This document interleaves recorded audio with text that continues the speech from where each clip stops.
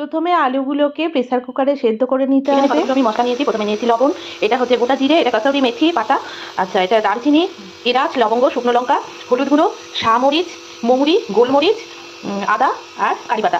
এরপর ওই সমস্ত মশলাগুলোকে কড়াতে ড্রাই রোস্ট করে নিতে হবে, মিক্সিতে ব্লেন্ড করে নিতে হবে। আলুগুলো যেগুলো সেদ্ধ হলো ওগুলোর খোসাগুলো খুব যত্ন সহকারে ছাড়িয়ে নিতে হবে। এরপর 3টে কাঁচা লঙ্কা আর একটা টমেটো নিতে হবে। আবার কড়া চাপিয়ে তাতে শুকনো খোলাতেই কালো জিরে এবং কাঁচা লঙ্কাকে নাড়াচাড়া করে ভেজে নিয়ে সেদ্ধ করে রাখা আলুগুলো তার ওপরে টমেটো এবং মশলাটা আর মশলা ধোয়ার জল মিশিয়ে ভালো করে ফুটিয়ে নিতে হবে। গ্রেভিটা ঠিক হয়ে যাবার পর ওপর থেকে সুগার ফ্রি ছড়ালেই ব্যাস রেডি হয়ে যাবে অয়েল ফ্রি কাশ্মীরি আলুর দম। দেখো লুকটা, দেখো টেস্টও ফাটাফাটি।